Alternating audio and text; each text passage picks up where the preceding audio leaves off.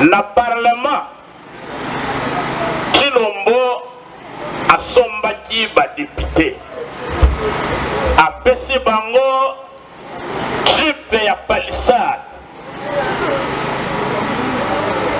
plus de 50 000 $. Mais honorable Ados Ndombasi na ba député na biso mususu bayebisi que okosomba ba député oyo Kabila tikilaki yo mais biso bana fayulu okosomba biso tobetela honorable Ados Ndombasi maboko makasi balobi na biso mboka ebongi. Est-ce que mboka ebongi Madese Kiti ebongo Soso ebongo Thompson ebongo baso en 2023 tolobi boye na 2023 UDPS Libana UDPS wapi Idrissa wapi Chilombo wapi. Merci beaucoup. Bana ya SID Bokobanga to Bokobangisa. Bokobangisa. Est-ce que Bokobanga? Ah, Nayoki Ndeko Nabiso Chilombo akei na Tchad na mboka bapaya alali alamuki mama yebisi yo yokaki teke batumbula ngai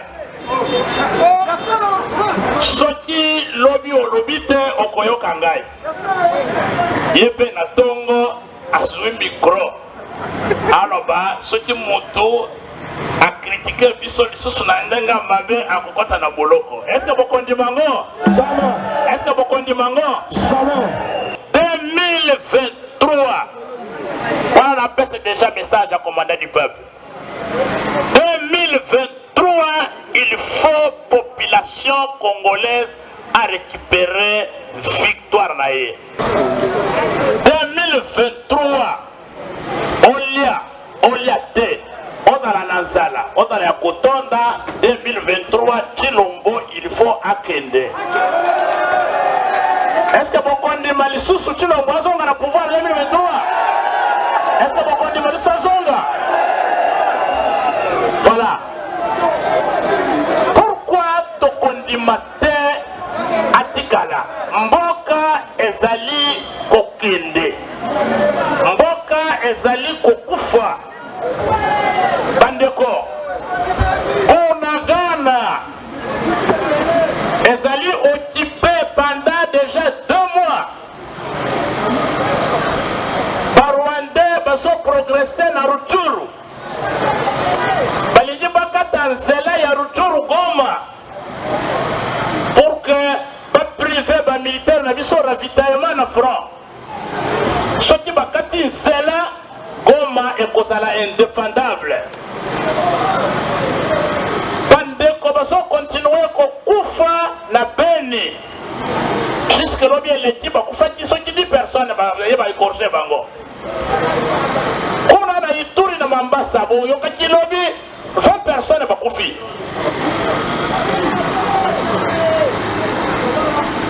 Partout. Et comme si cela ne suffisait pas. Donc il faut te concentrer par effort na biso la province de Ituri. Et à Nord Kivu, Sud Kivu na Tanganyika, côté Mobulu ezali pour que Kimezonga. Mais toyeki lisusu na plateau awa na Kinshasa, na pembeni awa na plateau na Mai-Dombe. Bandeko na biso kuna lisusu bakomi kobomwana. Il faut tala ba image esoya. On dirait ba Rwandais bakoti lisusu na nini na Mai-Dombe. Na kwa muntu. Dans l'entretemps, awa na porte ya Kinshasa. Batu baso kufa, mais awa na Kinshasa, ba jouisseur, bazana ba bar, na ba boîte de nuit, baso bina, baso yiba mbongo. On ne sait pas envoyer l'armée ici à côté. Ils sont dans le bruit. Les jouisseurs,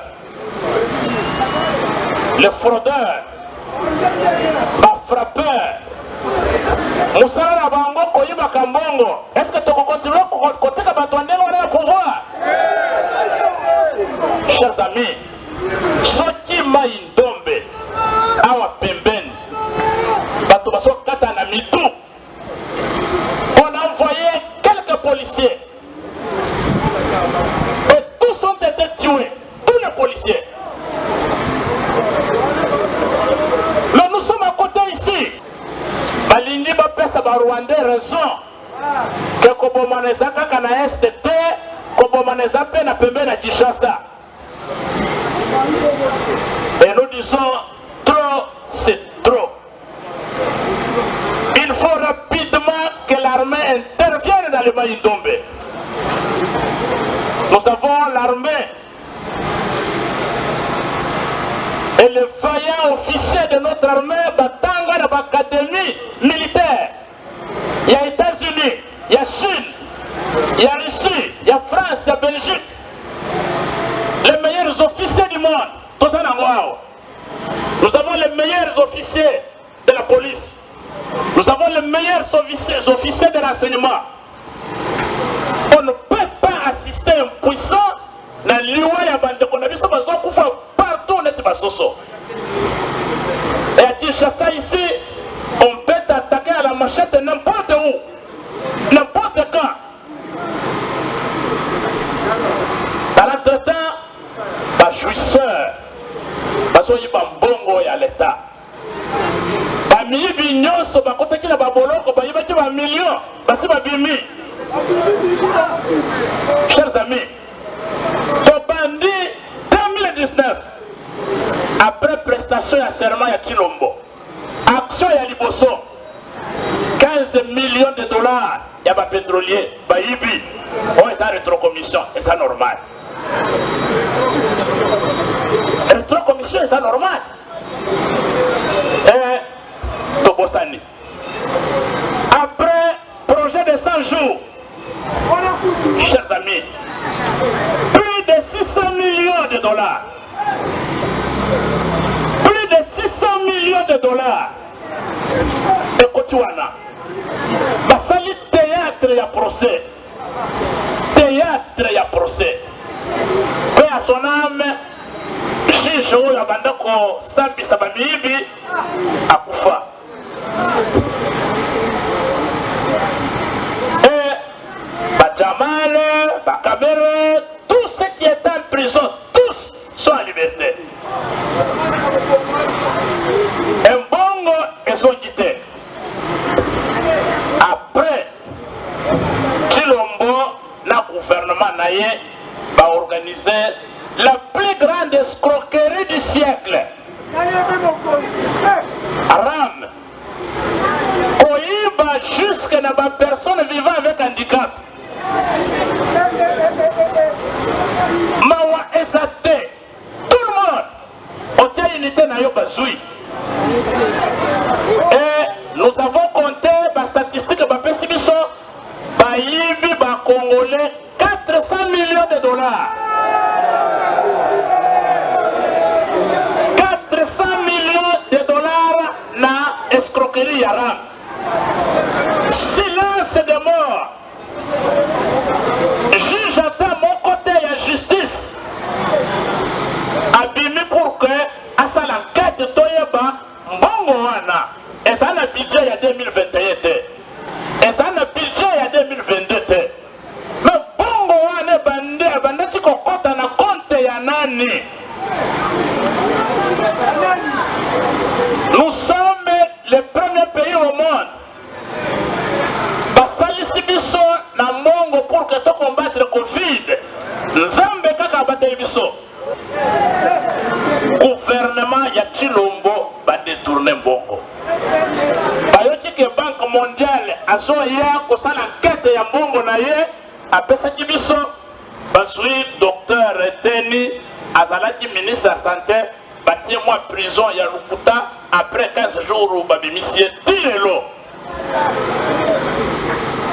Mes chers amis, donc on continue tiwapi na moyibi ya ndenga boye. Dans l'entretemps, les militaires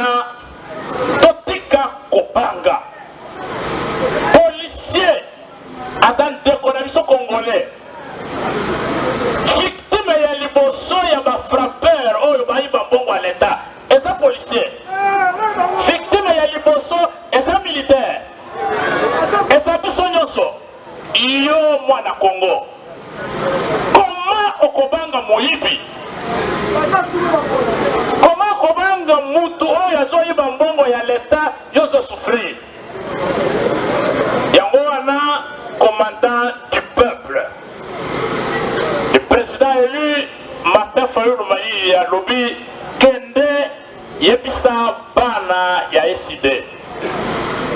Yebisa bana ya Lukunga oyo kokutana na bango.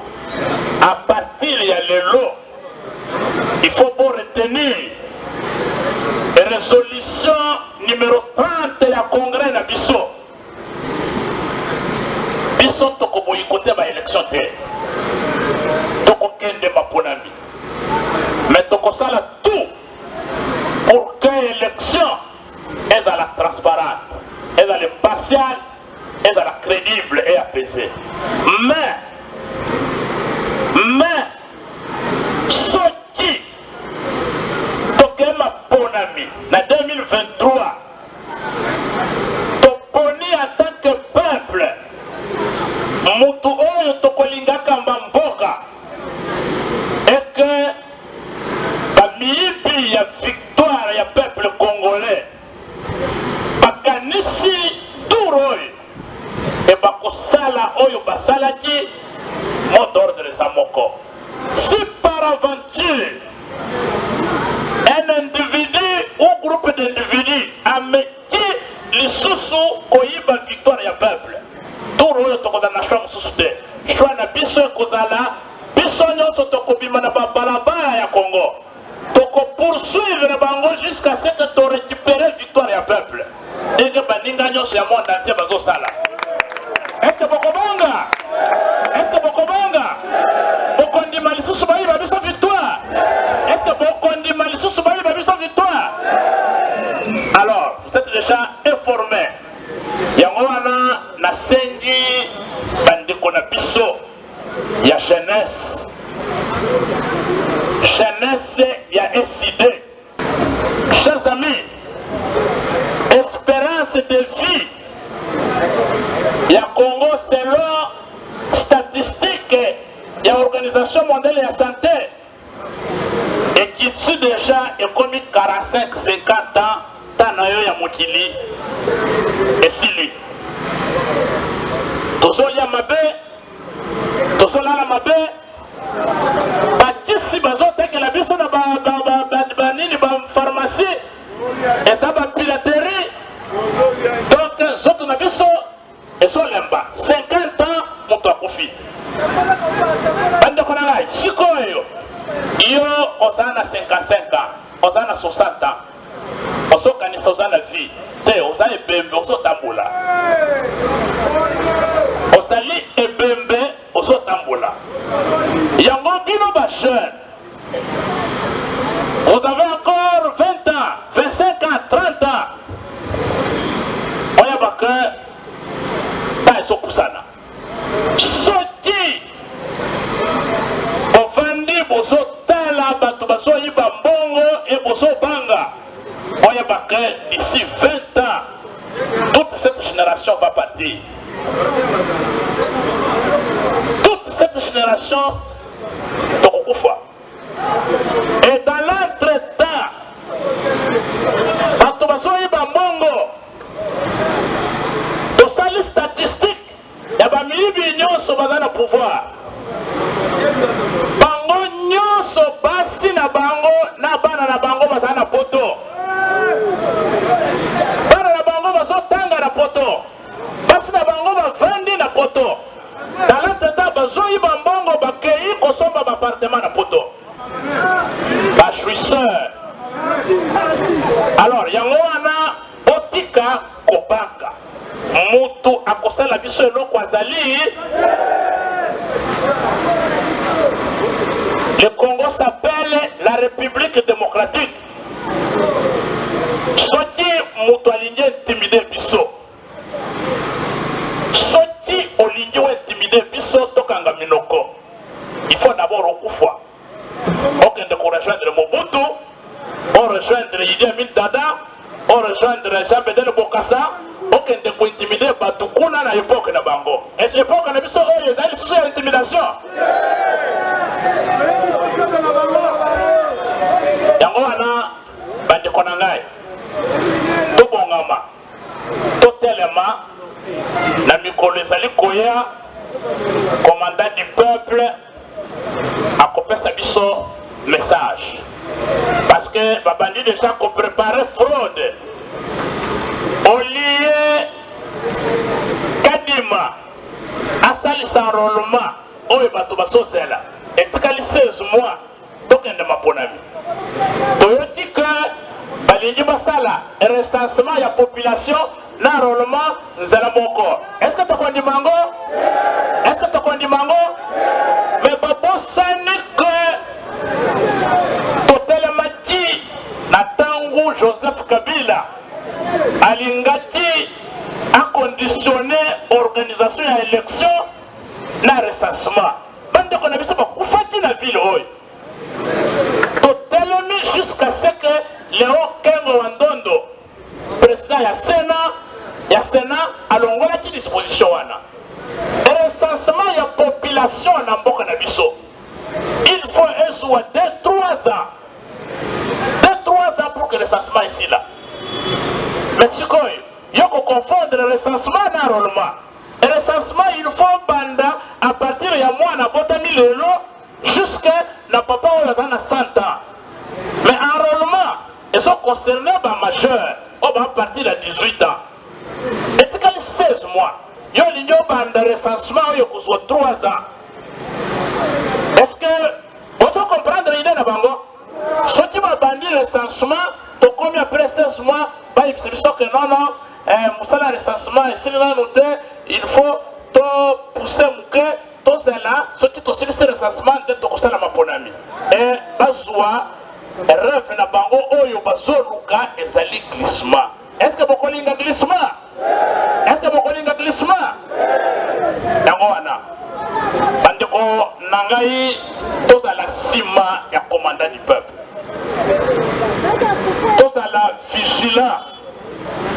Il faut chasser la peur. Batouba, Banki Sabino te, Moutaïm Sabino, oh non, Bozo Sala, opposition ya pété. Alindi, Bisoto Sala, Moussalo ya Kobuka, ya Kotumba, ya Kobomana, pour Kandi Maketozo Sala, opposition. Mais Toye Bisaki Bisoto Sala résistance. Parce que la opposition, ceux qui osent reconnaître Moutodana Bokonzi. Or, Bato Bakamba Mboka, ils sont considérés Bango comme un usurpateur, comme un voleur et un pouvoir à peuple. Alors, on a vu ça, et ça y a causé l'opposition parce que le pouvoir est illégitime. Alors, on a vu ça, ils ont résisté pour que ma ponamie salama tobenga na bango. Tobenga na bango. Parce que ce qui totali la résistance pendant la période de Kabila, Toyebani, commandant du peuple à Salaki au front. Parce que Beta Bagaz, Babeta Babad, il a failli mourir. C'est pas Mouto et tout le monde qui, 2 fois, tout ça, il a marché. À ça, la marche, Moutou que dans la cima. À ça, la marche, Moutou que dans la cima. Pour des gaz, il y a pas à sauter dans Moutou Kakimi. Il y a eu une opposition. Vous êtes allé en exil en 82 aux Amouana Mouké. Quelle opposition? L'opposition, on convoquait une marche, on se mobilisait, donc on a allé à marche lobby, on se vient au Maroc, on a la match. C'est pas sérieux ça. Voilà, chers amis, je vais terminer par vous dire, nous sommes déterminés. Nous sommes déterminés. Moutou accompagne Sabiso Azali. Binope Obanga et Loko Te. Bandeko Nabiso ya Ituri. Bandeko Nabiso ya Nord Kivu, ya Sud Kivu. Bayebisi Biso. Boyebisa bandeko Nabiso ya Kinshasa. Bazala distraité. Mboka na biso ezokende bazokatango M23 ezali phénomène ya lelo te ya liboso bakotaka na période ya Kabila bandeko na biso ya SADC ba sud-africain bandeko ya Malawi na ba militaire ya Tanzanie basali na kati ya MONUSCO elongo na gouvernement congolais na armée na biso FARDC bakei basala opération badétruire M23 bapanzi bango nyonso oyo batikalaki ya vie bakimi na Uganda bamosusu bakimi na Rwanda. Chilombo a signé, a prêté serment accueilli coadéré la communauté et un pays Afrique de l'Est. Afrique de l'Est est dans Rwanda, Burundi, Uganda, un pays où ils ont agressé Bisso. Accueilli coadéré, ici c'est la négociation à M23 comme ça, Boyokana, Basonga Mboka. Abengisi ba M23 awa na Kinshasa. Chilombo a logé bango na Gombe. Pendant une année, logé dans les hôtels, nourri par le gouvernement congolais. Batouana Bazongi a passé ma promesse. Comment respecter ma promesse? Batouana Sikoyo, Bazui Minduki. Elle Bazui Minduki. La complicité ya Rwandais, na ya Ougandais, Bazui Bunagana. Au lieu akende kobenga bato ya Sadek. Oyo basali saki biso liboso. Bangolais bazali awa, bande kona biso. Banamibie bazawana, Bazimbabwe bazawana. Bayaki awa na tango ya musée. Basali si biso to defere ba Rwandais, balingi ba coloniser biso. Atiki bande ko ya Sadek.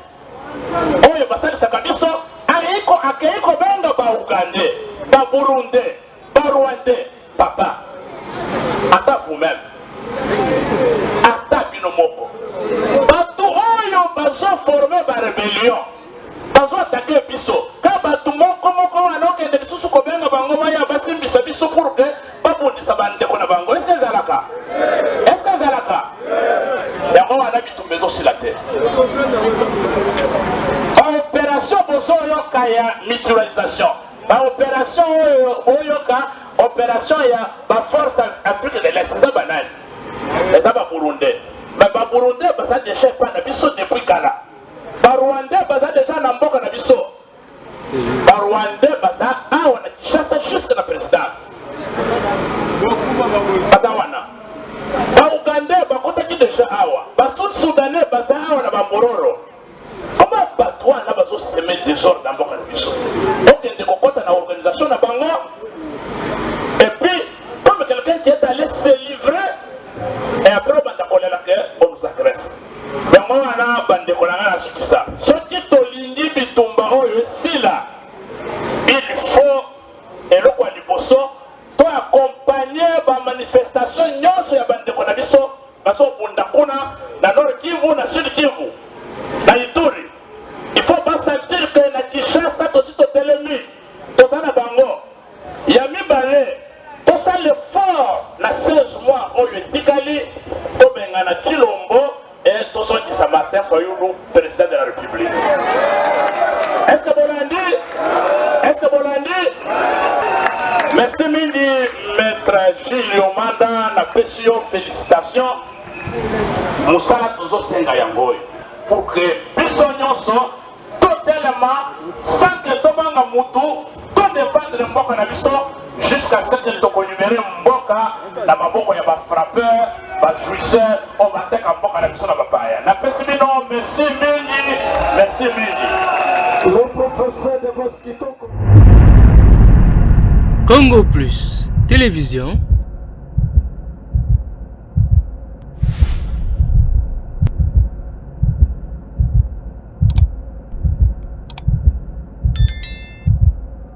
Le meilleur du Congolais.